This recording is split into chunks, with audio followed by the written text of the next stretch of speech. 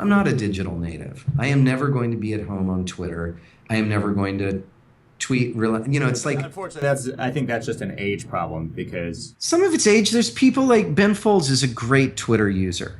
Ben Folds is awesome on it. There are people who are comfortable with that medium. The thing about digital media is social media is, if you're not comfortable on it, that comes across. It's really apparent that you're faking it, and people can smell it and they don't like it. And so knowing which social media to use as a person who there are all these things that are the new things that are rewarded. Your music also has to be good and well recorded, and or even well recorded is a question. It has to be recorded in a compelling way. If it's lo-fi, it has to be compellingly really lo-fi. Lo-fi. Yeah, sure. It can't just be distorted digital crap. Yeah, so it's like you need to know. It's just this era rewards different behaviors, and those behaviors shift really quickly. Like I think of Colby Calais and her team that broke her on MySpace. MySpace skills are no longer applicable. Now there's YouTube skills and Twitter skills, and it depends on your genre. It depends on who, it's like, it's this constant flow of being aware of what's going on. And some people can play that and surf that better than others. And so it's a weird era, because I feel like it used to be, it's like, well, if it's good music, you put it out, you put it in these magazines, you get it in the stores, you go on tour, you work radio, you know what your genres are, and you kind of crank that machine, and some stuff works and some doesn't. And now everyone's an outlier. Every single success story is a one-off outlier, and you can kind of learn from it, but there's no way you can repeat it, which is exciting, but it also rewards, I think, certain skill sets and personalities.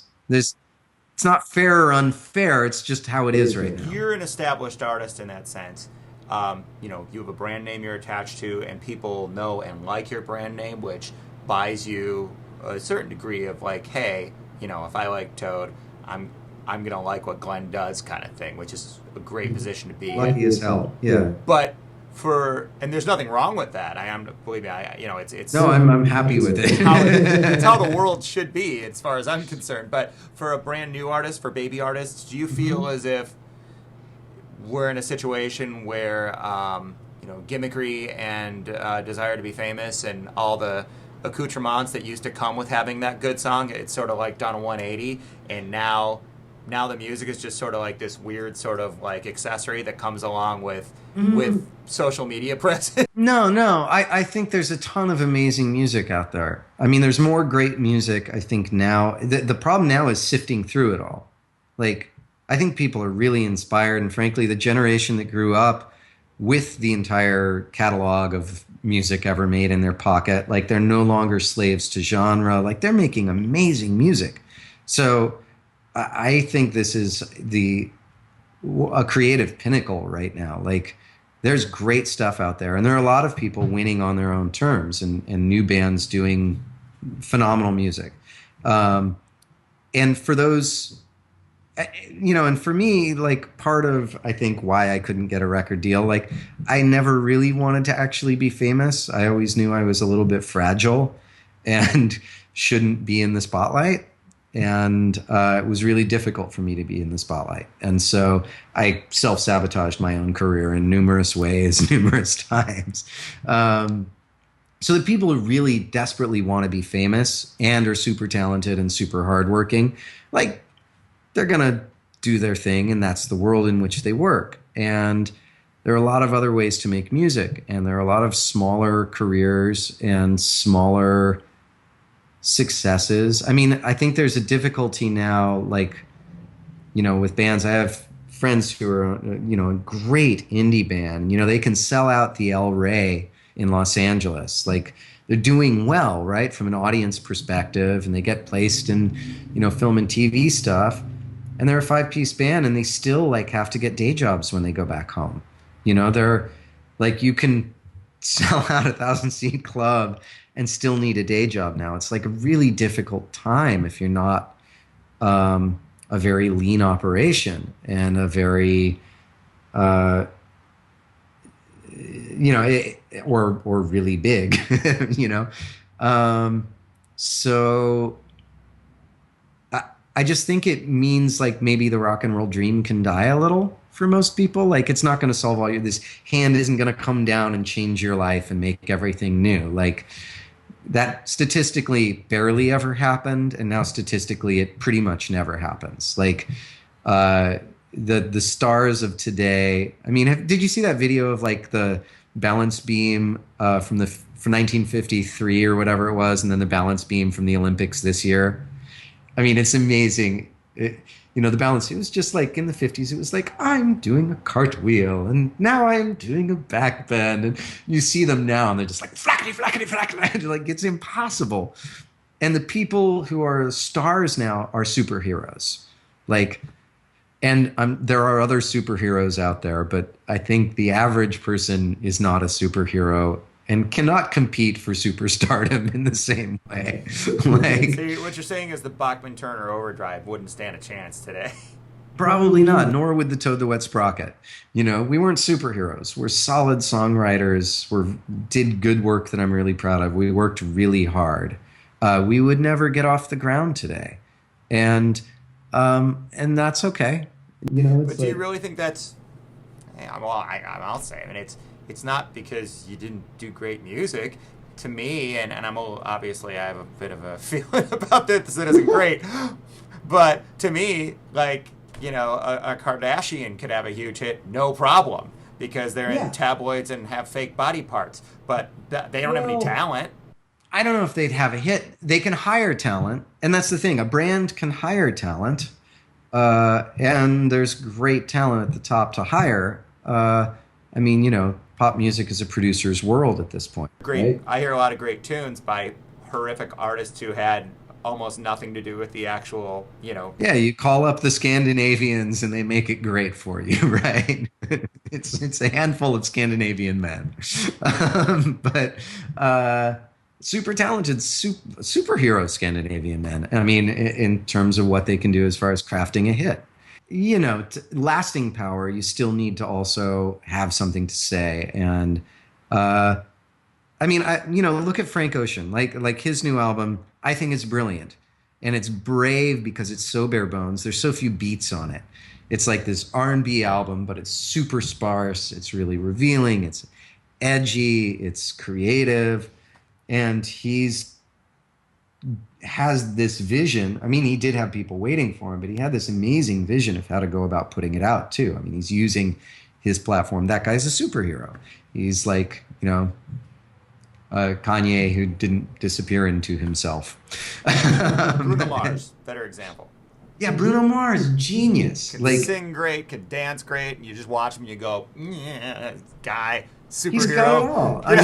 And so, to really last at the top, you gotta really have the goods still. I mean, you gotta sing your ass off. And I mean, it's the other thing you go through the last couple, as much as things can be auto-tuned in the studio, like if you're not balls out live as a singer, and you look at the last crop of people, they can sing live. They will blow your doors off. And, so, yeah, lasting power, it's still, but I just think there's a lot of livings, whether you're doing, work for placement in film and TV, whether you're doing soundtrack work, there's a lot of places where there's a lot of livings to be made. And being a rock star, it's only existed since what? Elvis? Yeah, I mean, it's a new job, and not many people have actually even had it, right? It's an aspirational thing, but being a musician's been around for a long time, and it occurs in a lot of different ways. I mean, I look at myself and my future, and the idea of doing kind of community projects that are, trying to figure out how do you do spiritual music that's non-religious, that's kind of group singing, songs that easily teach themselves to people. I mean, I think of Dave Byrne and how he brought in this African call and response stuff, dressed it up in what looked like new wave music, and conned people into doing communal singing, right? It's this communal spiritual music, and he just snuck it in the side and got people to do this thing they didn't even know they were doing. And So the idea of, like those are ideas that are really exciting to me these days. And they have less to do with commercial success and a lot more to do with, uh, I don't know, what I want to feel when I make music. It's even making music in bars. Like I love that I get to tour with Toad. I love that I get to tour solo. I haven't been drinking for a while now. And so like making music in places whose primary function is selling alcohol is less satisfying than it used to be. Like I feel like it's the sadness drug, and I'm trying to be Well, less. you're playing a Bon Jovi song instead of your own music. That'll bring a whole new level of Yeah, but to it's life. like it's a weird thing. It's like it's where my head's at, and I'm totally happy to play songs in places. I'm not stopping doing that, but I also think more about like, well, what are different venues, and why don't they exist? Why is it either church or a bar? Like, can we have something in between there? And it means that I need to make music.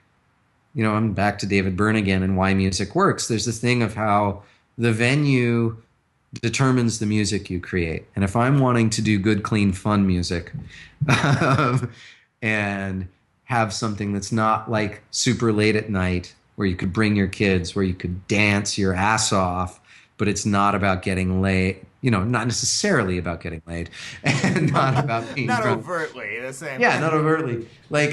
Well, where do I play music? What are the venues? Do I need to make the venues in order to make that music? And do I let those two inform each other? And like, those are risky things to try. But then again, I'm not putting 3 kids through school anymore. So I have more options than I used to as far as opportunities to fail magnificently at things I love.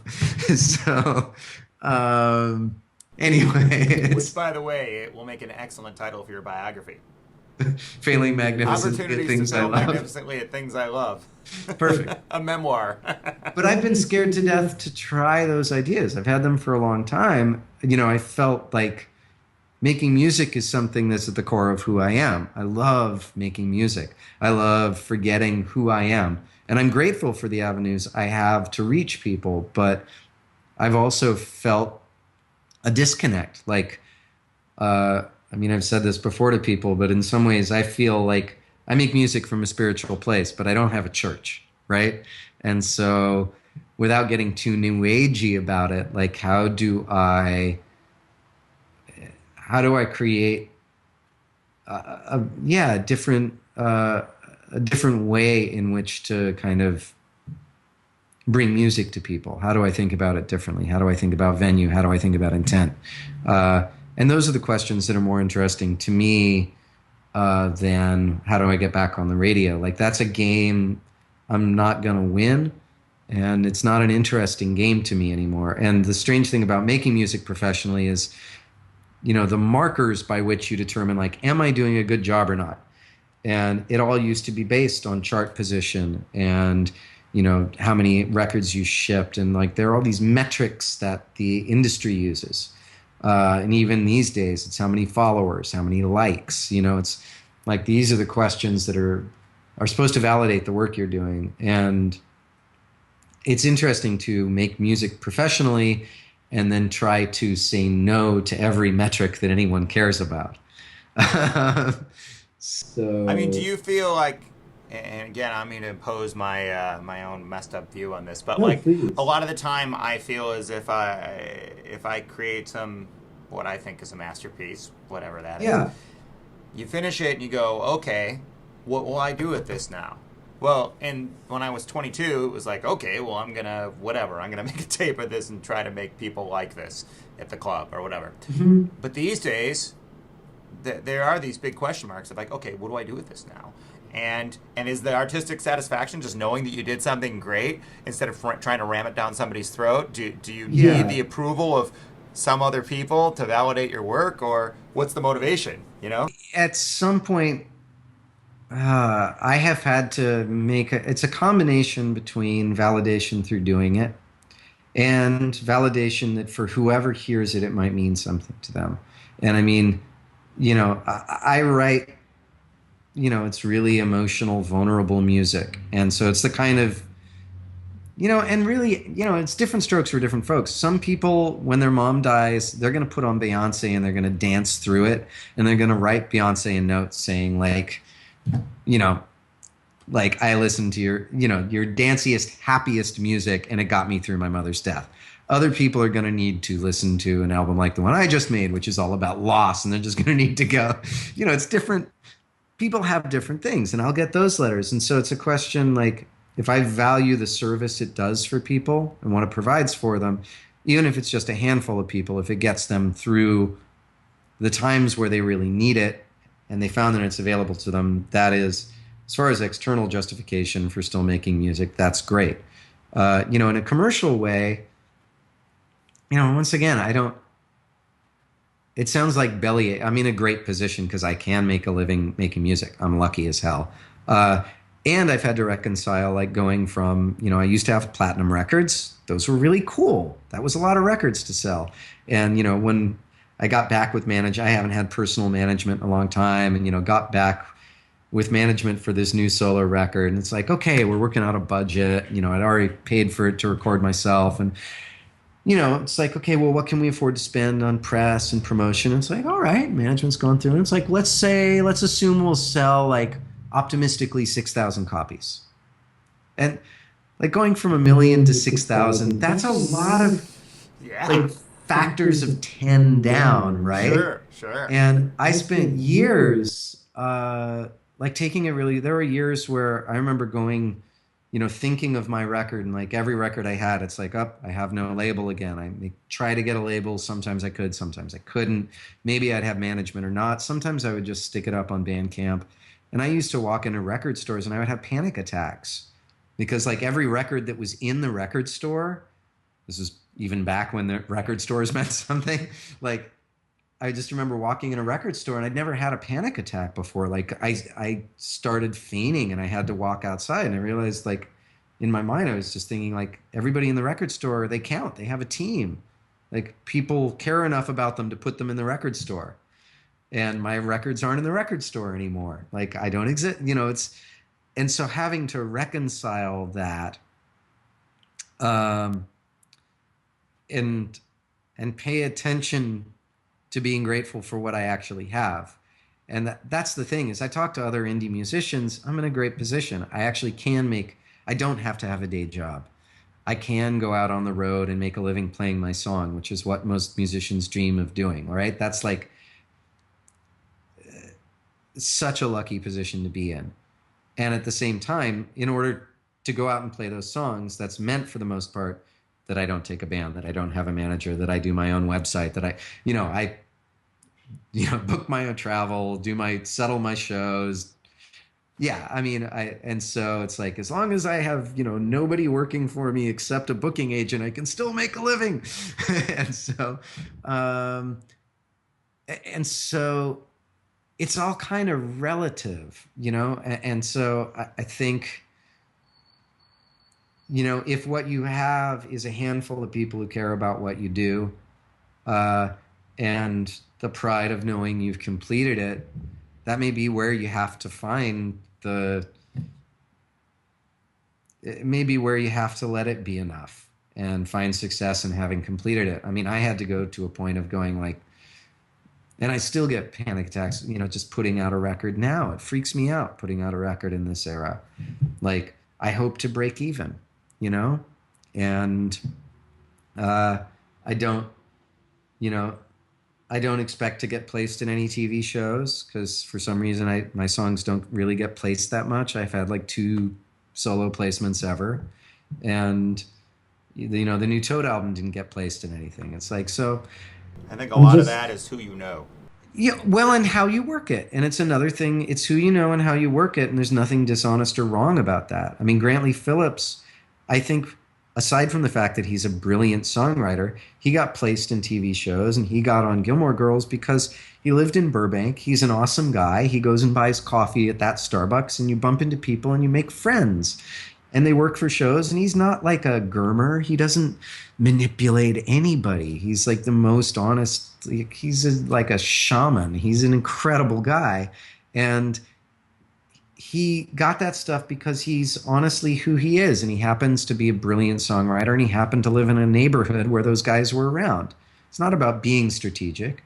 And he has a manager who like beats it down the door for him. But I don't think it's a matter of like, oh, those people, they just work it, they manipulate. I think, like, honestly, you have to be able to show up at that coffee shop, live in Burbank, run into the music supervisors every day, and be an authentically wonderful person who also happens to be a great songwriter. It's not like it's something you do by manipulation and coercion. All right.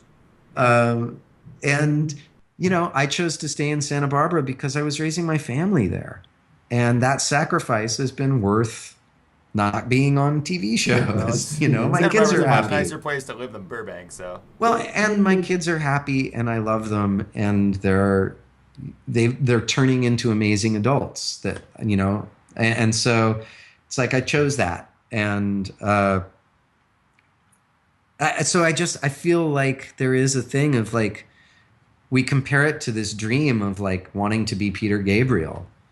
I'm not Peter Gabriel. I'm never going to be Peter Gabriel, And then there's part of me that goes, well, maybe I could be Richard Thompson or Bonnie Raitt. I could have the Bonnie Raitt, like, thought the career was over, but then I did Nick of Time. And I'm probably not going to be Bonnie Raitt either. But if either. you think about it, really, you kind of are Peter Gabriel, just on a slightly smaller scale. Because Peter Gabriel basically has all the same issues you have. Peter Gabriel sold millions and millions of records, like, a top-tier A-level artist that sold, was huge, right? He's also been really smart in business. Yeah. He's been huge. He's still huge. Well, but he's not huge the way he was. He's not huge the way he was, but he can still afford to take a band on the road. Yeah, but I mean, the average 25-year-old doesn't know who Peter Gabriel is. Yeah, it's true, but he's... he's not Madonna. No, he's not. And Madonna isn't Madonna. Everybody gets old. Everybody moves down. But it's like, can you afford to make music with the people you want to make music with? That's a basic question. Can you do it for an album, or can you tour with those people? Like, that's a basic question. And, can you go in the studio and make the record is no longer a question. You can make a record. You may have to learn to play every instrument yourself or fake it. Or, it's like you may have to learn a lot of new skills, but you can actually make a record yourself if you work your ass off. The tools are there. They are either free or inexpensive, and you just need to work. And then it's a question of your talent and how hard you work. You can make the record. If anyone hears it or not, there's no justice in that. It doesn't matter how beautiful. It doesn't matter the hearts it would break. I mean, there were people, you say Bachman Turner Overdrive, they were some people's favorite band, right? Some people will go and see them. You're probably right. And so for whoever has a Bachman Turner Overdrive, there are hundreds of people who have, I'm sure, a tattoo, a BTO tattoo. Like, and it matters to them that band was accessible to them. And so at some level, you gotta make the music you care about and kind of separate that from the dream of everybody knowing about it. Really love what you do, really care about what you do, and proceed accordingly and work as hard as you want to be as masterful as you want about it, right? There's I forget if it was Beethoven or Bach. I think it was Beethoven. Chris Thiele loved this quote of, is somebody saying, you have such an incredible output of genius work. And his response was, well, anyone exerting a similar effort would have a similar result. And it's not entirely true, because there are people there. It's the art part is that not everybody has whatever spark communicates, but you can actually work really hard. You can get pretty far, and you can do something really worthy. And but the dream of stardom, the dream that all of a sudden your life is going to change miraculously and it's your way out, I think that's an okay thing to let go of, and as somebody who kind of inexplicably had it for a minute and now has a career that I should be really happy with, and I'm finally starting to be really happy with. I mean, I lost years to being like so depressed and so beaten down by the shift in my circumstance, because it's really nice when, like, did you ever see Bowfinger? Like someday that FedEx truck. I used to get a FedEx every day, and always something to sign, uh, and it went away. And it's like, you need to be happy with who you are creatively. It needs to bring you joy. That's its function, right? Uh, if it's always breaking your heart, if it's always about something that you're not achieving that's outside, it's like it's not working for you. Like it needs to heal you, not break you. It needs to challenge you, needs to hurt a little sometimes, but it's like it's not there to break you. It's there to give you joy. And like and I find it weird with music and even in the American Idol and The Voice and all these TV shows and everything. Like there's this attitude of, and there's vocal teachers, right, whose whole thing is it's about getting on stage and being a star for a moment and being clapped at. And it's like I feel like being in a choir is way better for people. Like it's not about being a star, it's about ceasing to exist. It's about when you become a song and all you are is the song around you and the music around you. Like that's what music does, that rips your heart open, that changes you, that feeds you. Like, for a professional musician, it's not about people looking at you. It's about, like, for me, the best moments are ceasing to exist, right? It's like I am the song. And if I can become the song, I transcend. There's a guy I collaborate with a lot, and he, he's sort of the main writer, and I'm sort of the main producer. And without sounding like egotistical about it, there are moments when I play back our stuff, as beaten down as I am, and I listen to the mixes and I listen to this thing we did, and I just go, I can't believe we did this. And it's not because we're so great, it's because this thing transcended into something you went, wow, like, how did this even happen? Because we're not good enough to do this. We're two dumb hacks. And, like, how did this happen? Exactly. And there's these moments. I mean, it's the difference. I'm not a big Michael Flatley fan. I'll just say that. It's like watching Lord of the Dance and watching him do a solo. It's like, Dance is so lucky to have me as its instrument. Ha ha. Dance didn't know it was coming until I arrived. And then you watch Bruno Mars or Justin Timberlake or, it's like, and they are lucky to have Dance. And it's so, and the joy that they have. Like you can watch Bruno Mars sing and dance and it's ecstatic. It's like to dance, he understands is a gift, and he has decided to become a master in order to fully appreciate that gift. He has done the work that it takes and taken his talent in order to give something to dance, and to praise dance itself. Like it's brilliant. Like that's, and so like taking the ego out, getting to step back and see what you've created, and be proud of it. Say, my God, did I do that? That's amazing.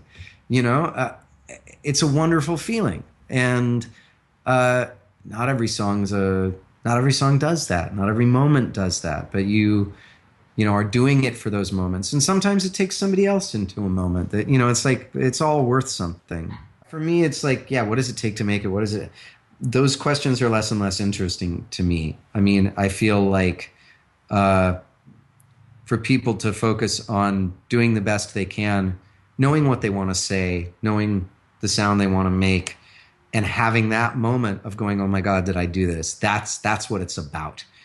And if anyone else hears it, depends on if you're pro or not. If anyone else hears it, it's a bonus.